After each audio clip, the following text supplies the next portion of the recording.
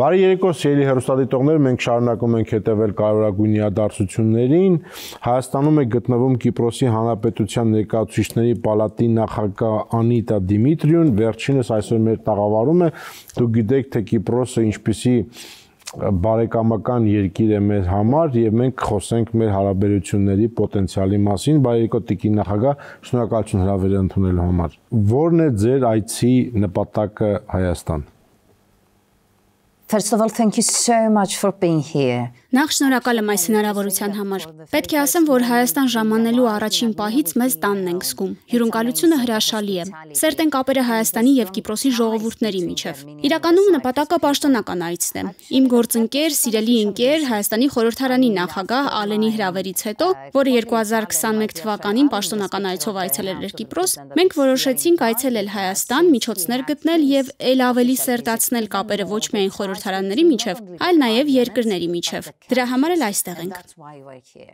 Ես սիրում եմ կարդալ պաշտոնական պրոտոկոլները եւ այնտեղ գրված էր, որ դուք քննարկել եք կրթության, туриզմի, տնտեսության, բարձր տեխնոլոգիաների մասին թեմաներ։ Դրանք շատ ընդհանուր են եւ կարելի ասել ոչինչ չեն ասում։ Ինչ է եղել բովանդակությունը, ինչն ենք զարգացնում, ինչի վրա շեշտ ենք դնում եւ այլն եւ այլն։ First of all, we need to say that even though you highlighted this. Նախ ասեմ, որ չնայած ընդգծեցին երկու երկրների միջև սերտ կապերը, ընդամենը մի քանի ամիս է ինչ դեսպանատներ եւ դեսպաններ ունենք Հայաստանում եւ Կիպրոսում։ Ոստի հավատացած ենք, որ հիմա ժամանակն է ել ավելի ամրապնդել եւ նոր մակարդակի հասցնել երկու երկրների միջև կապերը։ Սա հնարավորություն է բարելավել կապերը կրթության, զբոսաշրջության, տեխնոլոգիաների, առևտրի եւ այլ ուղղություններով։ Անսահման են հնարավորությունները մեր երկրների միջև։ Մենք շատ մոտ ենք իրար, անհավանական է։ Ընդամենը 1.5 ժամում հասանք Հայաստան։ Իրականում հավատացած ենք, որ շատ բաներ պետք է անենք, որպեսզի խթանենք մեր երկրների հարաբերությունները։ Երեկ այցելեցի Երևանի պետական համալսարան, հանդիպեցի ուսանողներին։ Հավատս չի գալիս, թե որքան գաղափարներ կային այնտեղ։ Ուսանողների փոխանակում, փոխադարձ այցեր, համատեղ ծրագրեր եւ այլն։ Դեռ շատ բան ունենք անելու։ Այո, իհարկե շատ բան կա, բայց առաջին հերթին կարծում եմ, որ դեսպանների ներկայությունը շատ կարեւոր կլինի ամենատարբեր ոլորտներում։ Նաև որոշեցինք թարմացնել խորհրդարանների միջև փոխգործակցության հուշագիրը, որը խորհրդարանների միջև հարաբերությունները նոր մակարդակի կհասցնի։ Նաև հնարավորություն ունեցանք հանդիպելու Հայաստանի նախագահին, վարչապետին, քննարկելու մեր օրակարգը, մեր ընդհանուր սկզբունքները բոլոր հարցերում, որոնց քաղաքականության մեջ ստիպված ենք բախվել։ Սա, ինչպես գիտեք, հեշտ քաղաքական օրակարգ չէ։ Ինչն է մեզ ավելի շատ միավորում։ Հա մենք մի տեսակ ոնց որ բնական դաշնակիցներ լինենք, ընդհանուր թշնամին անցյալից, թե ապագայի նման դեպի ապագան մեր հայացքը։ I will rather say we suffer equal enough. Կասեմ, որ տարիների ընթացքում բավականին տառապել ենք։ Մեր ժողովուրդները շատ են տառապել։ Երբեք էլ չենք ցանկացել ընդհանուր թշնամի ունենալ, բայց իրականությունն այն է, որ տառապել ենք միջազգային իրավունքի եւ արդարադատության խախտումներից։ Սակայն մեզ միավորում են մեր ընդհանուր սկզբունքները, ընդհանուր նորմերը եւ այն փաստը, որ մենք ձգտումներում առաջնորդվում ենք արդարության եւ օրինականության սկզբունքներով։ Սա է մեզ միավորելի սկզբանե եւ ավելորդ է ասել, որ Կիպրոսում հայերը մեր ժողովրդավարության, մեր սահմանադրության մաս են կազմում։ Մենք ունենք հայ ներկայացուցիչ խորհրդարանում պարոն Վարդգես Մահտեսյանը, որը գերազանց աշխատանք է կատարում տարիներ շարունակ։ Հետևաբար Կիպրոսը պատասխանատվություն ունի ամուր կանգնելու հայ ժողովրդի կողքին, ինչպես նաև դա օրինականության հարց է։ Հայաստանի Հանրապետությունն արժանի է ունենալ այն ապագան, որին ձգտում է իր երկրի ու ժողովրդի համար։ Ահա թե ինչու բոլոր հարթակներում, եվրոպական թե միջազգային, մենք միշտ նույն դիրքորոշումն ենք որդեգրում։ Ժամանակն է նվաճել մեր ապագան, ժամանակն է վերջ դնել անարդարությանը։ Հարգելի Պետրոս, շնորհակալություն այստեղ գտնվելու հնարավորության համար։ Պետք է ասեմ, որ միանշանակ աջակցում ենք ձեր ծրագրերին հանուն խաղաղության հաստատման տարածաշրջանում, խաղաղության հաստատման Ադրբեջանի հետ։ Ժամանակն է ավելի շատ ներդրում կատարել խաղաղության համար։ Դա հարկավոր է Հայաստանում, դա հարկավոր է նաև իմ երկրում։ Ինչպես քաջ տեղյակ եք, իմ երկիրը դեռ մասնատված է 1974 թվականի թուրքական ներխուժումից հետո, արդեն 5 տասնամյակ։ Ուստի ժամանակն է գիտակցել, որ ոչինչ չենք կարող անել առանց խաղաղության, անվտանգության եւ կայունության հաստատման։ Դուք ասացիք նաև գնացել եք, եթե չեմ սխալվում, Արագածոտնի մարզ եւ այնտեղ հանդիպել եք Ղարաբաղից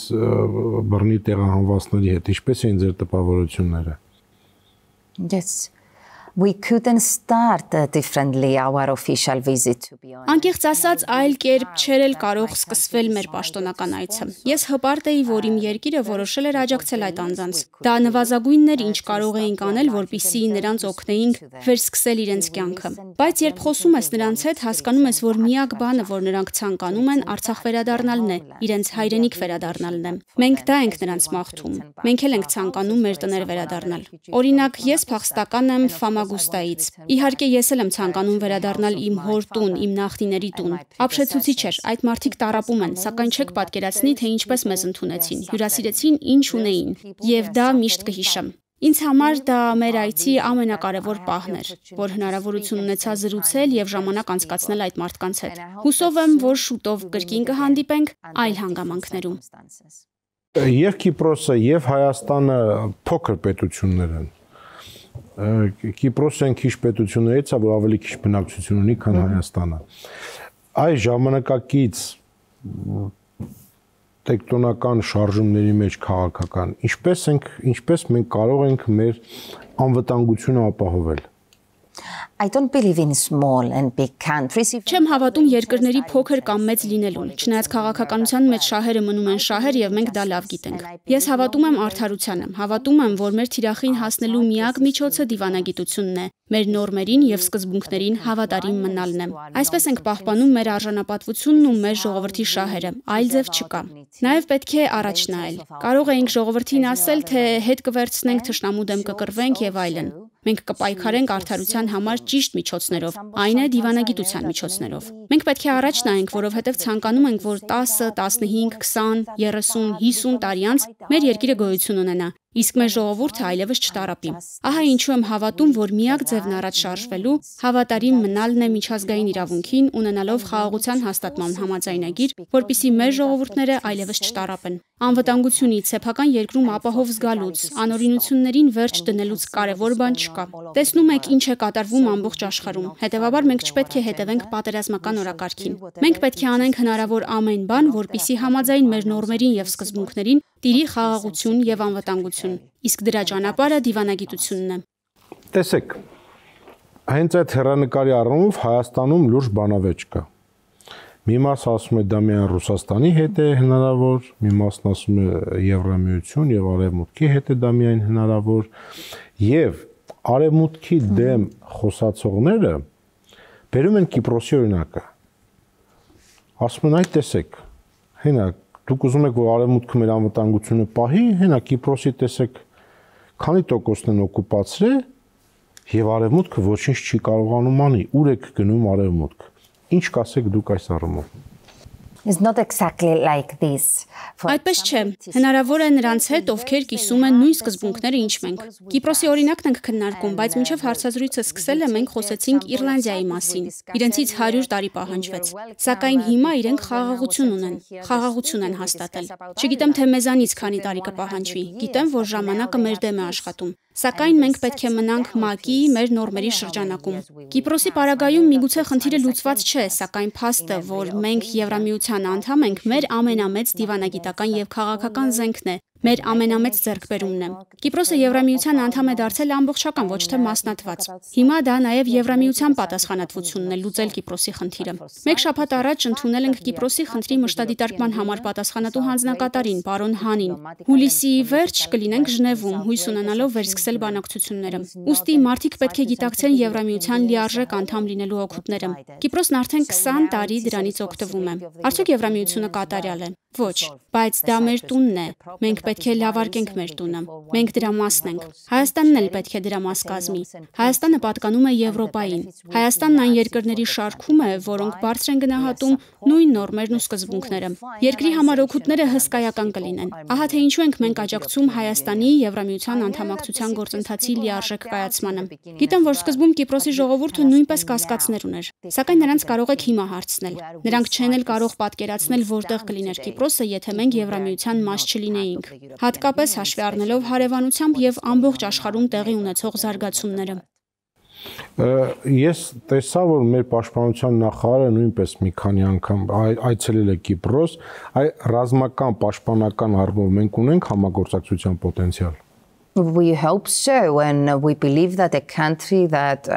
Հուսով եմ, կարծում ենք, որ իրեն հարգող երկիրը պետք է միշտ հիշի ուժեղ պաշտպանության եւ անվտանգության անհրաժեշտության մասին։ Սա նաեւ քննարկվում է Եվրամիության մակարդակում։ Մեր դիրքորոշումը հստակ է, անկեղծ կլինեմ։ Վերջերս բանաձև ենք ներկայացրել այն քաղաքական խմբում, որտեղ ես մասնակցում էի ԵԺԿ շրջանակում։ Այն է որևէ երրորդ կողմ, իհարկե խոսում եմ Թուրքիայի մասին, չի կարող մասնակցել եվրոպական անվտանգությանն ու պաշտպանությանը, եթե նրանք չեն հետևում նույն կանոններին, կանոնակարգերին եւ ընթացակարգերին, ինչպես ցանկացած պետություն կամ ցանկացած այլ երկիր։ Իհարկե ժամանակն է, որպեսզի Եվրոպան հասկանա, որ մենք ուշացել ենք անվտանգության եւ պաշտպանության թեմայով քննարկման հարցում։ Մենք պետք է պաշտպանենք մեր սահմանները, մեր ժողովրդին։ Դա վերաբերում է Եվրամիությանն էլ, Կիպրոսին էլ։ Եվ իհարկե մենք կողմ ենք գործակցությանը Հայաստանի պես երկրների հետ, եւ ձեր պաշտպանության նախարարի համար դռները միշտ բաց են։ Իհարկե դա իմ լիազորությունների շրջանակում չէ, քանի որ ես կառավարության անդամ չեմ, այլ խորհրդարանի նախագահն եմ, սակայն որպես խորհրդարան մենք միշտ աջակցում ենք պաշտոնական բյուջեի մեծացմանը կամ որոշումներին, որոնք կարծում ենք, որ երկուստեք օգտակար կլինեն։ Կիպրոսը կամաց դառնում է Հայաստանի համար թիվ 1 տուրիստական երկիր է։ Մենք, չգիտեմ, բացի Մոսկվան եկել, դենտեղ գիտեք մեծ փյուրք ունենք, մի քանի թռիչք ունենք Կիպրոս, եւ ես զրուցում էի հյուպատոսների հետ, նրանք ասում են, որ անցած տարի 20,000 վիզա ենք ստացել եւ այս տարի շատ ավելի մեծ է պոտենցիալը դառնում առաջի տեղը։ Առաջ մենք գնում էինք Վրաստան, հետո Եգիպտոս, հիմա Կիպրոս։ Իսկ ո՞նց անենք, որ կիպրացիները գան նաեւ Հայաստան туриզմի առումով։ And imagine, my dear Petros, if we didn't Հարգելի Պետրոս, եթե մուտքի արտոնագրի հետ կապված հարցեր չլինեին, որոնք երբեմն մարդկանցից շատ թղթաբանություն են պահանջում, պատկերացնում եք, թե ինչքան ավելի շատ մարդ կայցելեր Կիպրոս եւ հակառակը Կիպրոսից Հայաստան։ Ուրախ էի մեր դեսպանից տեղեկանալ, որ Կիպրոսը Հայաստանի համար որպես ուղղություն առաջին տեղում է։ Մենք շատ ուրախ ենք դրա համար։ Կարծում եմ դա շատ կարեւոր է նաեւ շնորհիվ մեր ուղիղ չվերթների։ Երկու ընկերություն ուղիղ չվերթ են իրականացնում Լառնակա եւ ինձ տեղեկացրին, որ հավանաբար թռիչքներ կլինեն նաեւ Պաֆոս։ Սա կարևոր է։ Մեզանից ընդամենը 1.5 ժամ պահանջվեց, որպեսզի հասնենք Երևան։ Կարող եք առավոտյան սուրճ ըմպել Կիպրոսում, իսկ կեսօրին արդեն լինել Երևանում։ Հավատես չի գալիս։ Այդուհանդերձ դեռ շատ բան ունենք անելու, որպեսզի հեշտացնենք գործընթացը։ Հավատում եմ, որ դեսպանատներ բացելը կարևոր է։ Դեսպանի հետ քննարկել ենք մի շարք նախաձեռնություններ, որպեսզի Երևանի ուղղությունն էլ խթանենք Կիպրոսի ժողովրդի համար։ Կարծում եմ, որ դրա համար հիմա կատարյալ ժամանակն է եւ մենք կփորձենք դրա շուրջ ինտենսիվ աշխատել։ Նույնը կարող ենք անել մեր ուսանողների համար եւ մյուս ոլորտների համար։ Սա շատ կարևոր է։ Մենք մարդկանց հնարավորություն ենք տալիս իմանալ, թե ինչ է կատարվում, թե որքան մոտ է Հայաստանը Կիպրոսում եւ իհարկե օգնենք գտնել գործակցության եզրեր, Երևանը դարձնելով ճամփորդական ուղղություն կիպրացիների համար։ Այ մի քիչ վիզաների հարցը դյուրացնել կամ արագացնել հնարավոր է։ We are trying. Փորձում ենք, իրականում դա մեր հիմնական քննարկման թեման է հիմա։ Կփորձենք ուղիներ գտնել։ Հիմա նաև քննարկվում է Կիպրոսի Շենգենյան գոտու մաս կազմելու ընթացակարգը։ Ցավոք սրտի վերջնական ոչինչ ասել չեմ կարող, սակայն հավաստիացնում եմ, որ Կիպրոս վերադառնալուն պես առաջինը դա կքննարկեմ, քանի որ բոլորն են այդ հարցը տալիս մուտքի արտոնագրի վերաբերյալ։ Շնորհակալություն հարցազրույցի համար։ Thank you so much. Happy to meet you. Wishing you all the best personally. Շատ շնորհակալ եմ։ Ուրախ էի ձեզ հանդիպել։ Անձամբ ձեզ ամենայն բարին եմ մաղթում։ Ամենայն բարին եմ մաղթում հայ ժողովրդին։ Եվս մեկ անգամ անչափ շնորհակալ եմ Ալենին, ազգային ժողովի նախագահին, բոլոր պաշտոնյաներին, որոնց հանդիպել ենք եւ իհարկե շնորհակալ եմ հայ ժողովրդին ջերմ հյուրընկալության համար, աջակցության համար։ Տպավորված եմ եւ մեծ պատիվ է գտնվել ձեր գեղեցիկ երկրում։ Շատ շնորհակալություն։ Իմիջայլոց ես մոտ 15-17 տարի առաջ Կիպրոսում հայկական հետքի մասին ֆիլմ էի նկարում եւ մեր մոտ շատ քչերը գիտեն, թե ինչպիսի հսկական պատմական ժառանգություն կա հայկական Կիպրոսում, նաեւ կաթոլիկ ժառանգություն։ And we have a lot of Armenian in Cyprus, so I think, dear Petros, it's time for you again to visit Cyprus and make another film Կիպրոսում շատ հայեր կան, հարգելի Պետրոս, կարծում եմ, որ ժամանակն է եւս մեկ անգամ այցելել Կիպրոս եւ մեկ այլ ֆիլմ նկարահանել։ Պետք է մարդկանց հիշեցնենք, որ բացի պատմությունից կա նաեւ ներկա։ Պետք է մեր ժողովուրդների միջև կապերն էլ ավելի սերտացնելու միջոցներ գտնենք։ Չեք պատկերացնի, չնայած վստահ եմ, որ գիտեք, թե մենք որքան նման ենք։ Մենք նույնն ենք։ Ուստի Հայաստանն ու Կիպրոսը կշարունակեն նույն ճանապարհով եւ վստահ եմ ու մաղթում եմ, որ ունենանք այն ապագան, որին մենք արժանի ենք։ Շնորհակալություն։ Մեր հյուրը Կիպրոսի Հանրապետության ներկայացուցիչների պալատի նախագահ Անիտա Դիմիտրիևն էր, կհանդիպենք ցտեսություն։